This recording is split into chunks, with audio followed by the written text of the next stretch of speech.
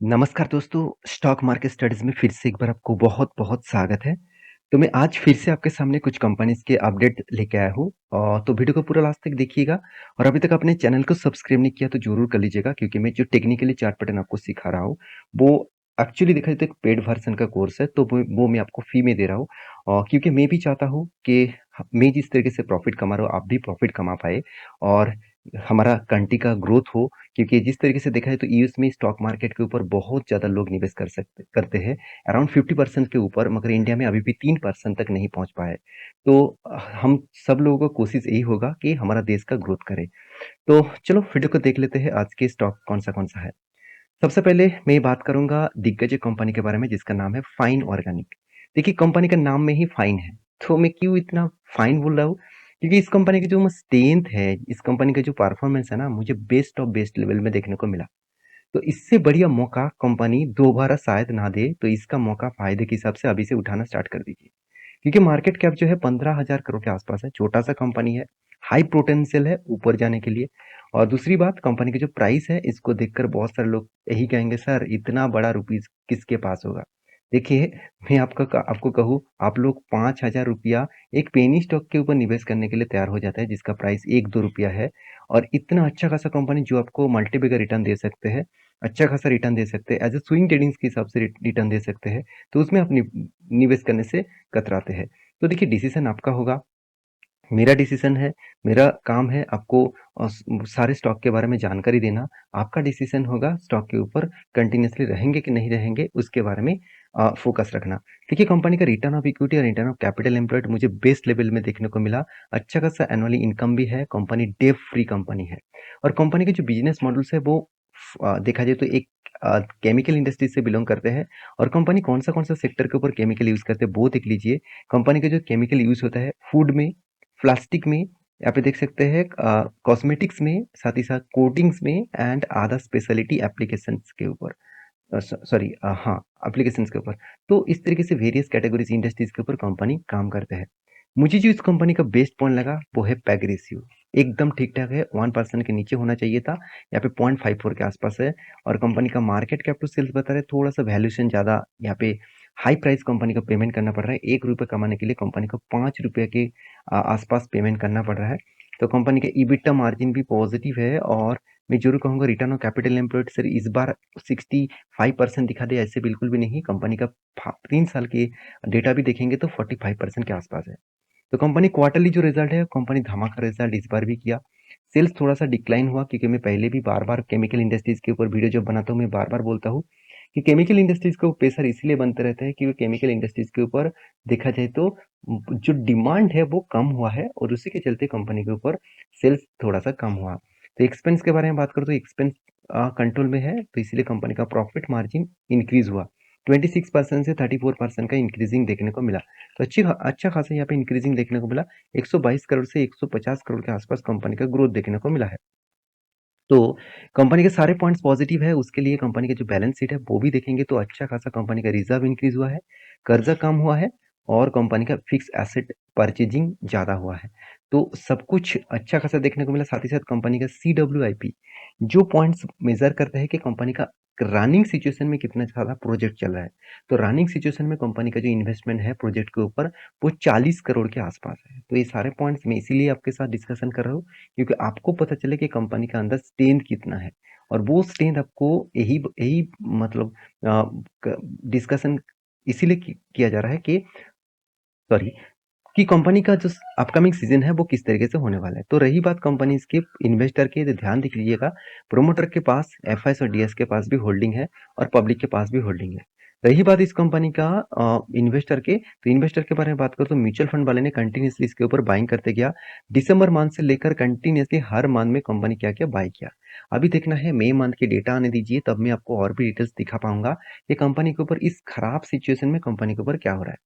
तो एक चीज मैं और भी आपको मेंशन करना चाहूंगा इस कंपनी के ऊपर, एक बात देखेंगे तो मई मंथ में लगातार लगातार बाइंग किया गया, लगातार लगातार बाइंग किया गया और वो भी कोई छोटा मोटा अमाउंट का नहीं, कितने सारे बाइंग किया गया है आप देख सकते हैं, कितने करोड़ों का टोटल बाइंग किया गया, 3,800 करोड़।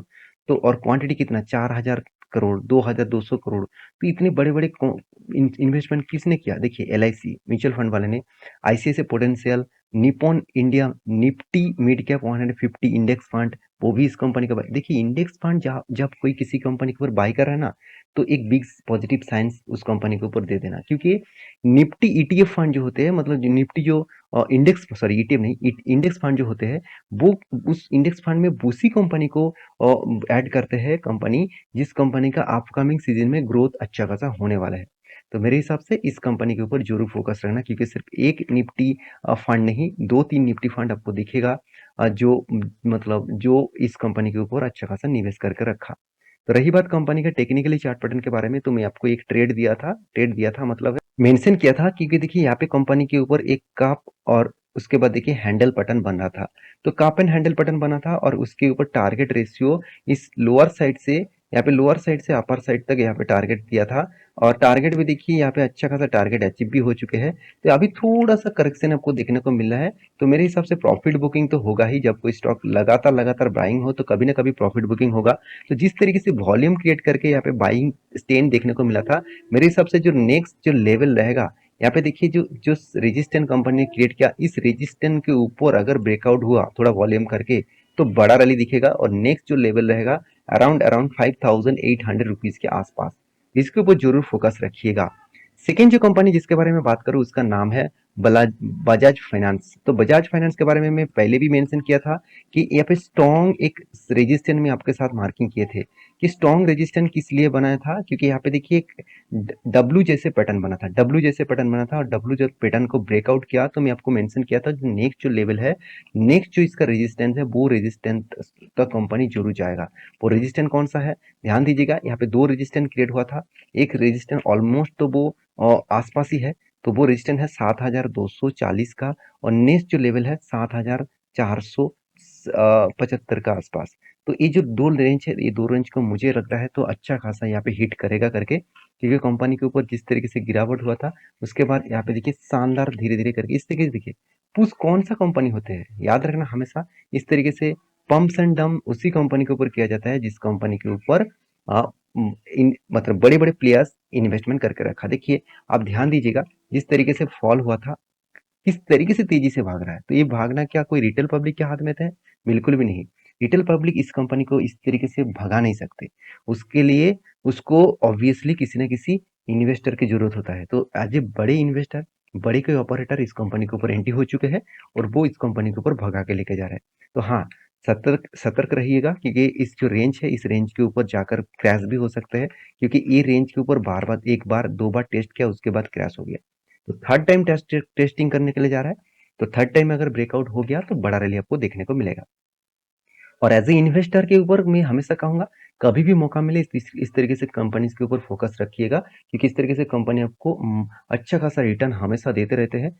क्योंकि इस कंपनी के ऊपर देखिए बड़े-बड़े इंस्टीट्यूशन जैसे एक्सिस बैंक, साथ ही साथ कैनरा बैंक, तो इस तरीके से बड़े-बड़े म्यूचुअल फंड कंपनी ने इस कंपनी के ऊपर लगातार-लगातार बाइंग करते जा रहा है।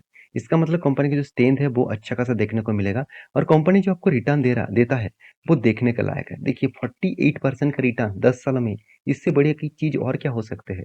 48% का रिटर्न मतलब सोचिए हर 2 साल में आपका फंड डबल कर दिया। इतना शानदार कंपनी है। ऐसे नहीं कि सिर्फ रिटर्न दे रहा है, sales growth, profit growth, return of equity सब कुछ पॉजिटिव में है। ये सारे चीज होने के कारण इन्वेस्टर इस कंपनी के ऊपर पहले भी जितना निवेश करके रखे थे, आज भी उसी तरीके से निवेश कंपनी के पास है। हाँ, आप देखेंगे कभी एफआईएस ज्यादा होल्डिंग बढ़ाएगा, कभी डीएस का भी होल्डिंग बढ़ाएगा, इस तरीके से खेल चलते रहते हैं। और पब्लिक के पास भी अच्छा खासा होल्डिंग है, क्योंकि पब्लिक समझदार भी हो रहा है, तो उसी हिसाब से अच्छा खासा कंपनी के ऊपर निवेश भी कर रहा है। प्रोमोटर के पास भी अच्छा खासा होल्डिंग देखने को मिला। तो ओवरऑल इस कंपनी के बारे में बात करूँ तो इस कंपनी में अच्छा खासा स्ट्रेंथ है, उस हिसाब से कंपनी के ऊपर जरूर फोकस रखिएगा। नेक्स्ट जो कंपनी है जिसके बारे में डिस्कशन करूंगा, उसका नाम है टाटा इलेक्सी। देखिए टाटा ग्रुप की एक दिग्गज कंपनी है जो सेमीकंडक्टर के ऊपर, आर्टिफिशियल इंटेलिजेंस के ऊपर काम करते हैं। देखिए सेमीकंडक्टर और आर्टिफिशियल इंटेलिजेंस, इस दोनों प्रोजेक्ट, इस दोनों सेक्टर्स के जो मतलब फायदा है डायरेक्टली इस कंपनी को मिलते हैं, और दोनों फायदा अभी अपकमिंग सीजन में, अपकमिंग कुछ ईयर्स में और भी ज्यादा बढ़ने वाले हैं। क्योंकि देखिए सेमीकंडक्टर के बिना कोई भी गाड़ियां और कोई भी आपके घर में जो रिमोट्स है, आपका जो मोबाइल फ़ोन है, सब जगह पे आपको सेमीकंडक्टर देखने को मिल जाते हैं। तो टेक्नोलॉजी जितना आगे बढ़ेंगे तो सेमीकंडक्टर का डिमांड और भी ज़्यादा बढ़ेगा। Same to same artificial intelligence जिस तरीके से ग्रोथ कर रहा है, रोबोटिक सिस्टम जिस तरीके से, मशीन लर्निंग जिस तरीके से ग्रोथ कर रहा है, उस ग्रोथ में इस तरीके से कंपनी और भी ज़्यादा तेज़ी दिखाएगा। तो इसीलिए मैं बार-बार बोल रहा हूँ, जो कंपनी आपको डिस्काउंट में शेयर दे रहा है, इसका फ़ायदा आप ज़रूर उठाइए। क्योंकि डेब्ट फ्री कंपनी है, अच्छा खासा इनकम भी है, डेब्ट भी देखा जाए तो ना के बराबर है। तो सारे पॉइंट्स पॉजिटिव होने के कारण कंपनी के ऊपर स्ट्रेंथ भी अच्छा खासा देखने को मिला है। मैं हमेशा एक चीज़ हमेशा फॉलो करता हूँ, वो है कंपनी का कैश फ्लो। कंपनी देखिए किस तरीके से कैश फ्लो कंटिन्यूअसली मेंटेन तो करता था, कुछ टाइम ऑफ पीरियड में देखा जाए तो कंपनी का कैश फ्लो 50% कम हो गया। इसका कारण एक ही है कि कंपनी ग्लोबली मार्केट में काम करते हैं। मान के चलिए कंपनी का बिजनेस चल रहा है और कंपनी दूसरों को माल बेचा, सर्विसेज दिया और ग्लोबली इम्पैक्ट के कारण इकोनॉमिकली क्राइसिस के कारण वो लोग पैसा देने के लिए डिले कर रहे हैं और वो डिले होने के कारण ही कंपनी के हाथ में पैसा आने में टाइम लग रहा है। तो इसमें चिंता करने का कोई ज़रूरत नहीं, कंपनी में इतना दम है कि कंपनी उसको रिकवरी कर सकते हैं। तो इंस्टीट्यूशन के बारे में बात करूँ, देखिए एफएस ने माल बढ़ा दिया, डीएस ने भी यहाँ पे होल्डिंग इंक्रीज कर दिया, थोड़ा-सा स्टेक कम किया मगर पब्लिक ने यहाँ पे होल्डिंग कम किया और प्रोमोटर ने होल्डिंग को यहाँ पे सेम टू सेम रखा। इसका मतलब इंस्टीट्यूशन इस कंपनी के ऊपर अच्छा खासा बाइंग कर रहा है। इस कंपनी के ऊपर एक गुड न्यूज़ पिछले दिनों में आ चुके थे। कंपनी का जो गुड न्यूज़ है, उसके बारे में बात करें, कंपनी का जो डिविडेंड है, वो डिविडेंड का डेट अनाउंसमेंट कर चुके हैं। तो कंपनी जो डिविडेंड अनाउंसमेंट किए थे, वो डिविडेंड कंपनी आपको देने वाले हैं और डिविडेंड की जो प्राइस है वो 60 रुपीज़ के आसपास है। इसका मतलब हर शेयर के बदले में आपको 60 रुपीज़ करके डिविडेंड मिलेगा। तो देखिए डिविडेंड मिलेगा तो ऑब्वियसली फर्स्ट टाइम कंपनी इतना ज़्यादा डिविडेंड दे रहा है। आज तक की कंपनी इतना ज़्यादा डिविडेंड आज तक की नहीं दिया।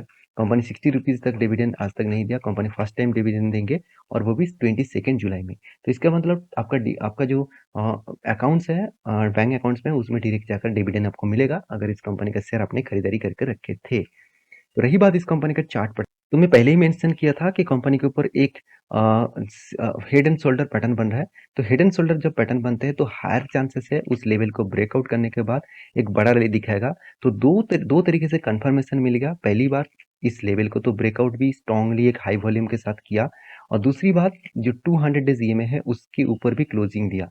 तो हायर चांसेस है ऊपर साइड में जाएगा। तो आप कहेंगे सर इस लेवल में आकर खड़ा हो गया, आप क्या करूं? देखिए कंपनी कंटिन्यूसली जर्नी नहीं कर सकता, कोई ना कोई रेजिस्टेंस सपोर्ट जोन में जाकर वो खड़ा होंगे, थोड़ा सा वहाँ पे वॉल्यूम क्रिएट करेंगे, उसके बाद नेक्स्ट लेवल तक जाएगा। नेक्स्ट लेवल कौन सा होगा? वो करीबन करीबन 8,655 रुपीज़। तो जो मेरा एंट्री लेवल में आपको टेलीग्राम में मार्किंग भी किए थे और वहाँ से अगर मैं टॉप लेवल तक अगर टारगेट देखूँ तो 20% का टारगेट यहाँ पे आपको मिलेगा। तो इस कंपनी के ऊपर जरूर फोकस रखिएगा। तो नेक्स्ट जो कंपनी जिसके बारे में बात करूँ तो उसका नाम है आयन एक्सचेंज इंडिया लिमिटेड।